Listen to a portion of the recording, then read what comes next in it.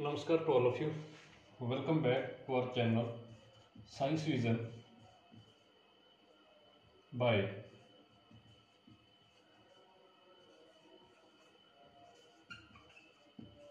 Anil Kamboj. In last lecture, we have studied about the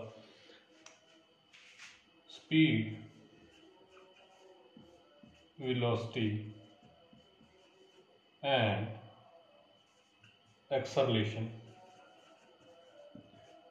and we have derived some equations that are relating these three quantities, and we have given name it as equation of motion. For the first equation of motion, we have derived v is equal to u plus at, which give us the relationship between velocity and time basically. The second equation, s is equal to ut plus half at square, which basically relate the displacement along with the time. And the third equation of motion is v square minus u square is equal to 2as. This is time independent equation. This equation is mostly used when time is not given in the numericals. We have already discussed few examples of numerical in the previous lecture, and we have also discussed the derivation of these equations. We have done the mathematical derivation of these equations in the previous lecture, but now we are going to do the derivation with the help of graphs. So firstly, we'll go through the graphs, then we'll see that how we can derive these equations with the help of graphs. Graph में होता क्या है? Firstly, two axes are there. One axis is vertical and another axis is the horizontal. We mark the intersectional point as a origin, which is O. This axis we will take as a x-axis, this axis will be y-axis. We will give positive sign to this x-axis and positive sign to this y-axis. अगर हम zero के बिल्कुल back side पे जाएंगे then it will be negative y-axis. In the same way, horizontally if we will come back of the origin, then it will be negative x-axis. Now, what is the benefit of graph? With the help of graph, we can represent large number of data in the single graph. For example, I will give you some point. You have to draw that point on this graph. Let us say this is x, this is y. Here I will give you some points that you have to mark on this graph. First point is 2, 3. Second point is 3, 2, 1, 3, 2, 1, 1, 1. Now we have to mark these points in the graph. So what we will do? Firstly, we will check the marking on the x-axis. Let us say this is 1, 2, 3, 4. In the same way, we will do the marking on the y-axis. 1, 2, 3, 4. Now what are the points? First point is x-axis 2, this one, y-axis 3, this one. So when that will meet, it will generate that common point. Now if I will erase that line, what does this point is showing? This point is showing that this particle is that much distance away from the origin. How much distance? That is 2 units. 2 units away from the distance along the x-axis. What does this showing? It means it is 3 units away from the origin vertically upward. ऊपर की तरफ 3 units है, इस तरफ 2 units है. ये हमें इस ग्राफ से पता चलता है. अगर इस पॉइंट को शो करना हो, we can make the dotted line corresponding to the points. It will give the value of that point. So we can say that this is the 2, 3 point. Axis coordinate is written firstly, then y-axis coordinate will be written there. Now, if we have to mark Next point, let us mark all the point firstly, quickly. Now 3, 2. 3 is on the x-axis, 2 is on the y-axis. The point where they meet, this will be the 3, 2 point. In the same way, 1, 3. 1 is x-axis, 3 will be there. So this will be 1, 3 point. This point will be 1, 3. If you can do the dotted line, then you will get exactly that point, 1, 3.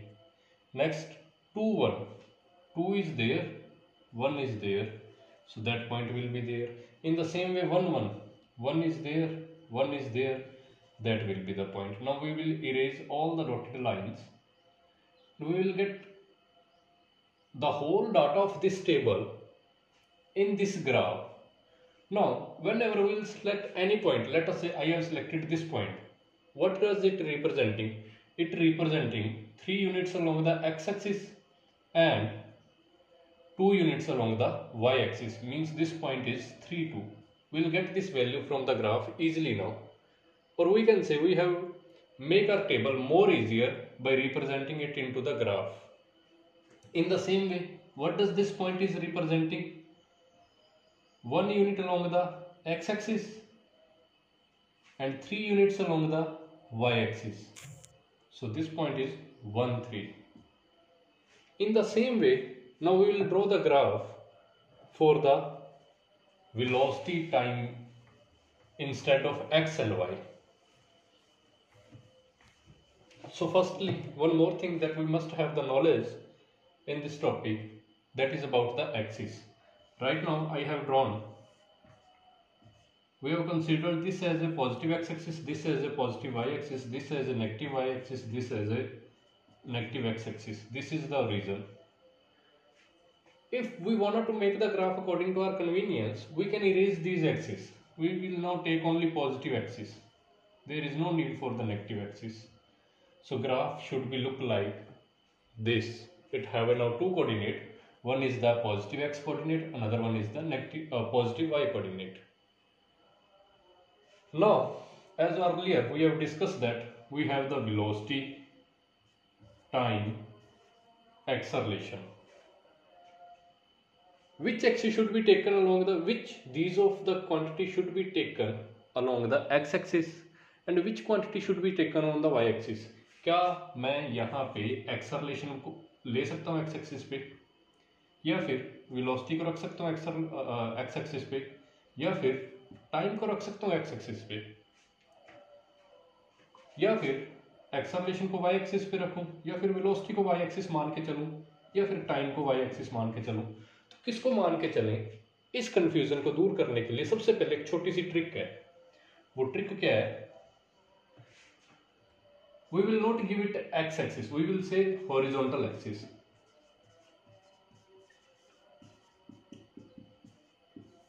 Horizontal axis पर वो variable आएगा which is independent.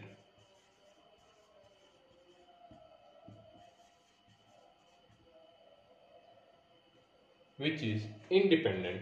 अब independent का मतलब क्या है? जो किसी भी और चीज पे डिपेंड ना करता हो. फॉर एग्जाम्पल इन तीनों का फॉर्मूला राइट करते हैं आप. वेलोसिटी का formula displacement upon time, acceleration का formula v minus u upon t. Now see, if I have to draw the graph, velocity is depending upon the time. In the same way, acceleration is also depending upon the time. So velocity is dependent on the time. It is not independent. Velocity is not independent. Acceleration is also depending upon the time. So acceleration is also not independent. But what about the time? क्या time किसी चीज पे depend कर रहा है? अभी time हुआ है 6:20. थोड़े टाइम के बाद ही मैं यहीं पे खड़ा हूं, टाइम हो जाएगा 6:21 पर. क्या टाइम को कोई लेना देना था? आपकी क्लॉक को कोई लेना देना था कि क्या एक्सेलरेशन है बॉडी में या क्या वेलोसिटी है? टाइम को कोई लेना देना नहीं है. टाइम कभी किसी के लिए रुकता नहीं है. कहते हैं ना, टाइम इज अ प्रीशियस. एक बार निकल गया तो निकल गया, ये कभी वापस नहीं आता. टाइम कभी किसी की नहीं सुनता. सो टाइम इज इंडिपेंडेंट. और हमें कौन सा वेरिएबल चाहिए का था, इंडिपेंडेंट वेरिएबल ही जो चाहिए। तो इंडिपेंडेंट वेरिएबल हमारा कौन होने वाला है यहाँ पे, टाइम। तो हॉरिजॉन्टल एक्सिस पे हमेशा कौन सा वेरिएबल आने वाला है, इंडिपेंडेंट। और इन तीनों में इंडिपेंडेंट हमारे पास कौन है, टाइम है, जो किसी के ऊपर डिपेंड नहीं करता, जो अपनी मर्जी से चलता रहता है। तो वाई एक्सिस पे means vertical axis, vertical axis पे कौन से वेरिएबल आएंगे वो भी देख लेते हैं। वर्टिकल एक्सिस पे आएंगे dependent variables,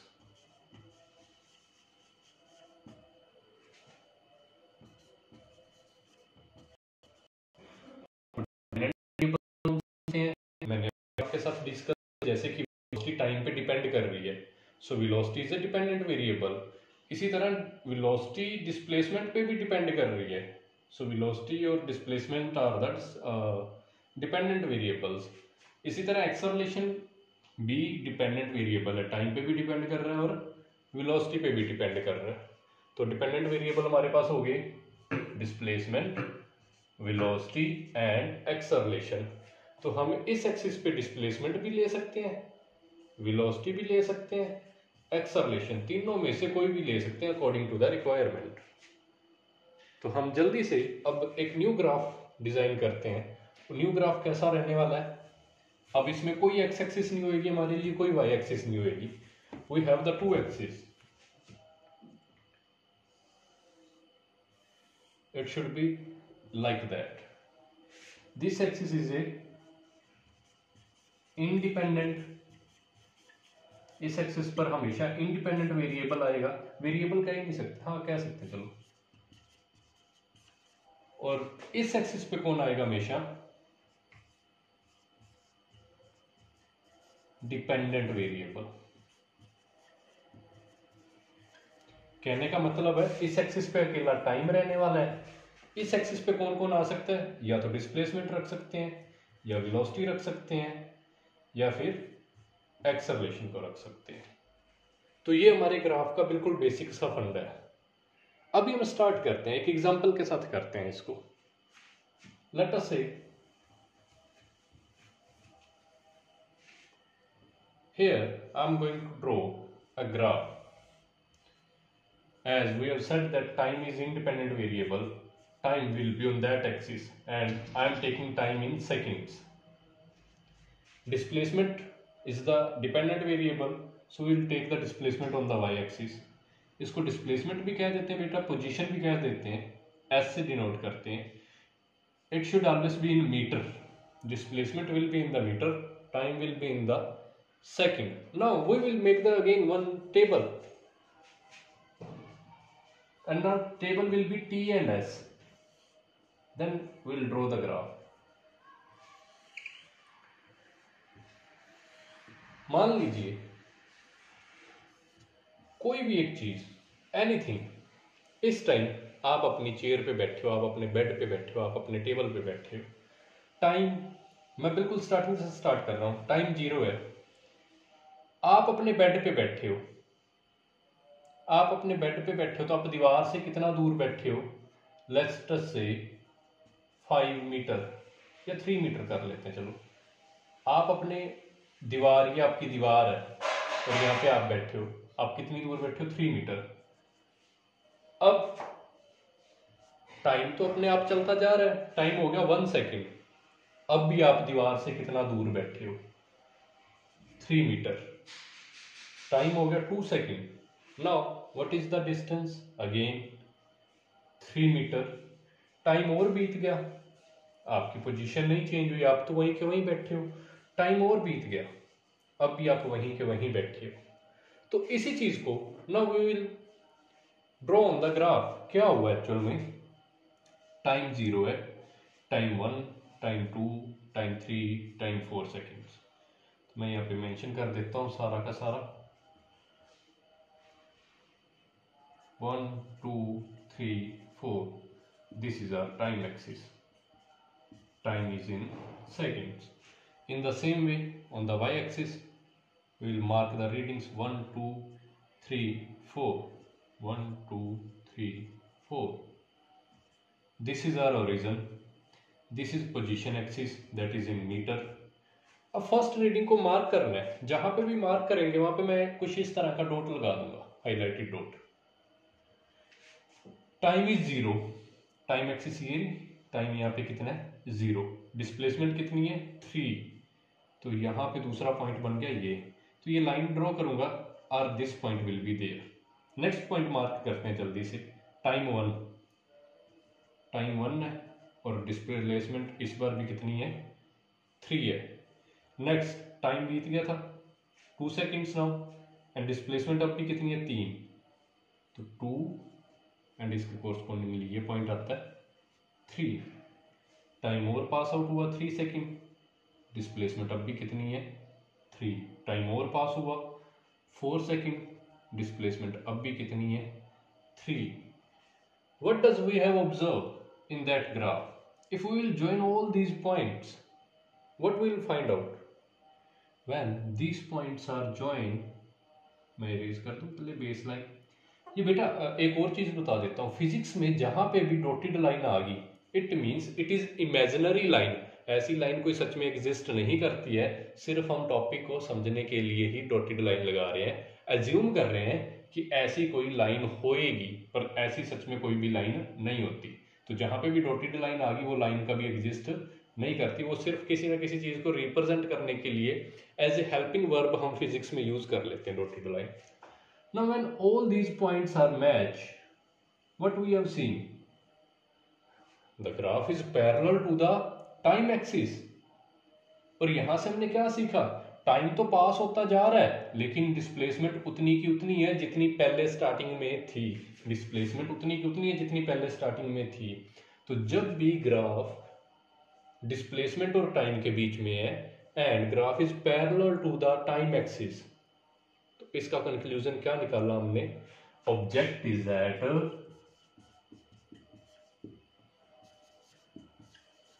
rest. Object move नहीं कर रहा, ऑब्जेक्ट रेस्ट पे है। क्यों रेस्ट पे है, because its position is not changing, position same रह रही है through out the motion. If position is not changing then we will say that object is at rest। तो कई बार पेपर में क्वेश्चन आ जाता है, कई बार तो ग्राफ दे देता है directly, what does this graph represent, you have to check that. Displacement is there, time is there, time 1 second है, displacement whatsoever reading is given 3 metre है। टाइम बढ़ गया लेकिन डिस्प्लेसमेंट नहीं बढ़ी, टाइम और बढ़ गया डिस्प्लेसमेंट फिर भी नहीं हुई, टाइम और बढ़ गया डिस्प्लेसमेंट फिर भी नहीं हुई। इसका मतलब क्या है, ऑब्जेक्ट में डिस्प्लेसमेंट नहीं हो रही, डिस्प्लेसमेंट नहीं हो रही, तो इसका मतलब हम क्या कहेंगे, object is at the rest. जैसे कि आप काफी टाइम से देख रहे हो मेरा बोर्ड यहाँ का यहाँ ही पड़ा है, अब तक अप्रोक्सीमेटली